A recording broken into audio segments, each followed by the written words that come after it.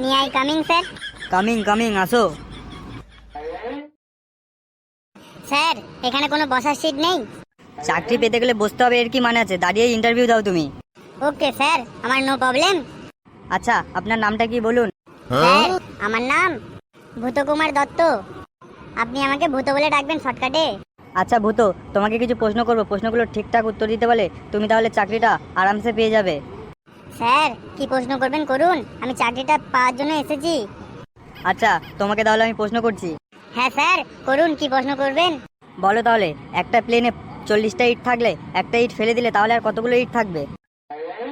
Sir এটা তো খুব সহজ উত্তর। স্যার তাহলে আর 39টা ইট থাকবে।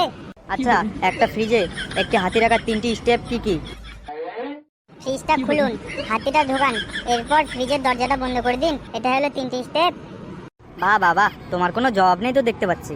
পরের প্রশ্ন করছি তোমাকে, ঠিকঠাক উত্তর দেবে। কেন স্যার, আমি কি এগুলো ভুল উত্তর দিচ্ছি? আপনি বলেন। পরের প্রশ্ন করছি তোমাকে, একটা ফ্রিজে একটা হরিণ রাখার 4টি স্টেপ কি কি? স্যার বলছি তাহলে, ফ্রিজটা খুলুন, তারপর হাতিটা বের করুন, তারপরে হরিণটা ঢোকান, তারপরে ফ্রিজের দরজাটা বন্ধ করে দিন। এটা হলো 4টি স্টেপ।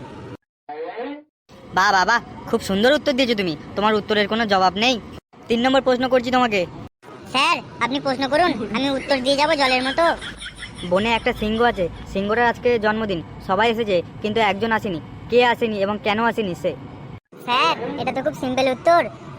হরিণটা সিংহর জন্মদিনে যেতে পারেনি এবং ফ্রিজের ভিতরে হরিণটা ঢোকানো ছিল, তাই সে সিংহের জন্মদিনে যেতে পারেনি। বাহ বাবা, তুমি প্রশ্নের উত্তরগুলো কি সুন্দর দিয়ে দিচ্ছ, তোমার কোনো জবাব নেই। Thank you sir, thank you. ঠিক আছে, পরের প্রশ্ন করছি তোমাকে। একটা মানুষ কুমির ভর্তি একটা খাল পার হলো কিভাবে, কোনো ক্ষতি ছাড়া? স্যার এটাও তো খুব সহজ উত্তর। স্যার কারণ সব কুমিরগুলো সিংহের জন্মদিনে গিয়েছিল। বাহ বাহ বাহ, অসাধারণ, তোমার উত্তর দেওয়ার কোনো জবাব নেই। ঠিক আছে, তোমার জন্য শেষ প্রশ্ন। হ্যাঁ স্যার বলুন বলুন। খাল পার হয়ে যাওয়ার পরেও মানুষটা মারা যায়, এবং কিভাবে মারা যায়?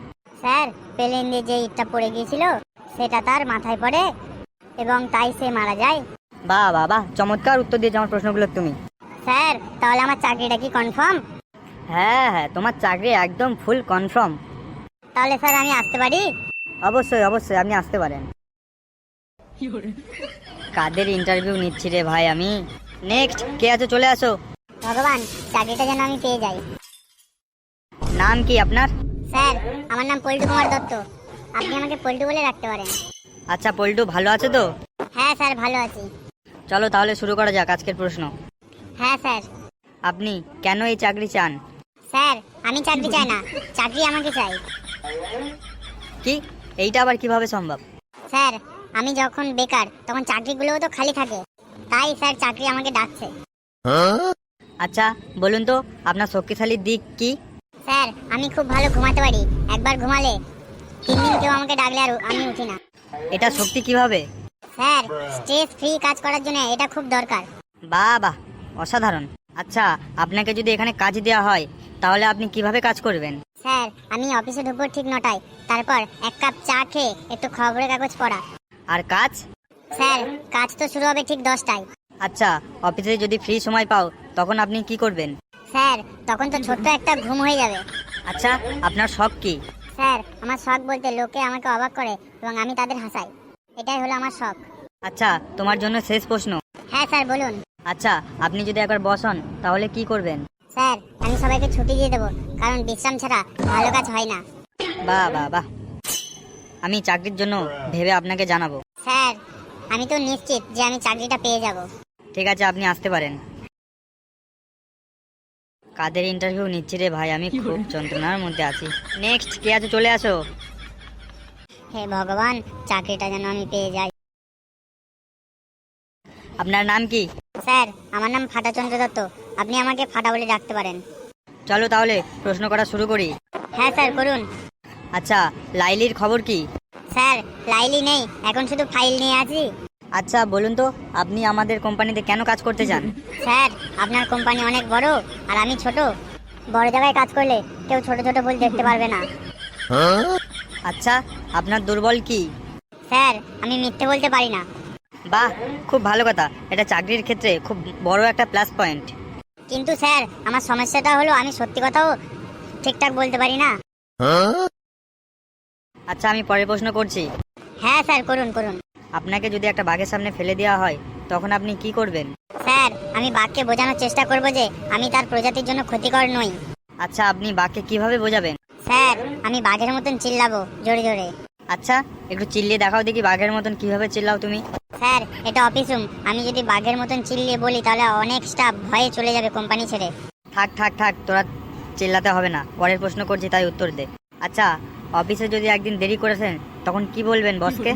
স্যার আমি বলবো কাজের জন্য রাত জেগে চিন্তা করছিলাম, তাই সকালে আসতে একটু লেট হয়ে গেছে, এটাই বলবো। বাহ, দেরি করে আসার জন্য অজুহাত তৈরি করে ফেলেছেন এর ভিতরে। স্যার আমি চাকরির আগে থেকেই প্র্যাকটিস করে ফেলেছি। আচ্ছা, আপনাকে জানানো হবে কাজের জন্য। স্যার জানাতে হবে না, আমি জানি যে আমার কাজ পাকা হয়ে গিয়েছে। ঠিক আছে, আপনি এখন আসতে পারেন। Thank you sir. নেক্সট কে আছো, চলে আসো। আচ্ছা মশাই, আপনার নাম কি? স্যার আমার নাম ফুটো কুমার দত্ত, আপনি আমাকে ফুটো বলে ডাকতে পারেন। আচ্ছা, তোমাকে দেখে খুব হাসি খুশি মানুষ মনে হচ্ছে আমার।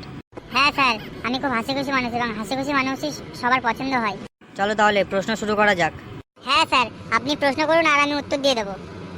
আপনার সিভি অনুযায়ী আপনি সব জানেন, এটা কি সত্যি? হ্যাঁ স্যার আমি সব জানি। তাহলে বলুন, বিশ্বের সবচেয়ে বড় সমস্যা কি? স্যার সবচেয়ে বড় সমস্যা হলো সমস্যার সমাধান খুঁজতেই আরেকটা সমস্যা তৈরি হয়। বাহ, এত সুন্দর উত্তর দেওয়ার জন্য প্রস্তুতি নিয়েছিলেন নাকি? স্যার জীবনের ফার্স্ট ইন্টারভিউ, তাই প্র্যাকটিস করে এসেছি। আচ্ছা, আপনার মতে আপনি কেন এই চাকরির যোগ্য বলে মনে হয় আপনার? স্যার যোগ্যতা থাকলে তো হতো, কিন্তু আমার তো বুদ্ধি আছে। আচ্ছা, বুদ্ধির একটি ব্যাখ্যা করো দেখি। স্যার আপনি আমাকে কাজ দেবেন কিন্তু আমি কাজ করব না, আমি সবাইকে বোঝাবো যে আমি কাজ করেছি। আরে বাহ, এটা তো তোমার চমৎকার স্কিল দেখতে পাচ্ছি। স্যার অফিসে আসল কাজ হলো সবাইকে বোঝানো, কাজ করা না। আচ্ছা, অফিসের সময় ঠিক রাখতে পারবে তো? স্যার আমি সময়ের মালিক, সময় আমার নয়। আপনি কি বলতে চাইছেন? স্যার অফিস যদি সকালে হয় তাহলে আমার ঘুমের সময় কমাতে হবে, তাই সময়টা বদলান, আমিও ঠিক থাকবো। বাহ, চাকরির সময়টাও তো আপনি ঠিক করবেন। স্যার সবাই নিজের শর্তে কাজ করতে চায়, আমিও ব্যতিক্রম নই। আচ্ছা ধরুন, আপনাকে অফিসের একটা স্টাফ ভুল করে বকা দিল, তখন আপনি কি করবেন? স্যার তাকে আমি বলবো তোমার রাগ ফিরে, কিন্তু আমি সস্তা নই। আরে মশাই, আপনি তো দেখছি খুব মজার মানুষ। স্যার কাজের মধ্যে মজাই তো ইঞ্জিন। আচ্ছা, আপনার চাকরির জন্য আমি ভেবে দেখব। স্যার আপনার ভেবে রাখার কোনো দরকার নেই, আমি কাজে জয়েন করার প্রতিশ্রুতি নিয়ে ফেলেছি। বন্ধুরা আমাদের এই ভিডিওটি যদি ভালো লেগে থাকে তাহলে অবশ্যই একটু কমেন্ট করে জানাবেন এবং আপনার বন্ধুদের শেয়ার করে দেবেন। চ্যানেলটিকে যদি সাবস্ক্রাইব না করে থাকো তাহলে সাবস্ক্রাইব করে দিয়ে পাশে থাকবেন। ভালো থাকবেন, সুস্থ থাকবেন এবং নিজের খেয়াল রাখবেন। ধন্যবাদ।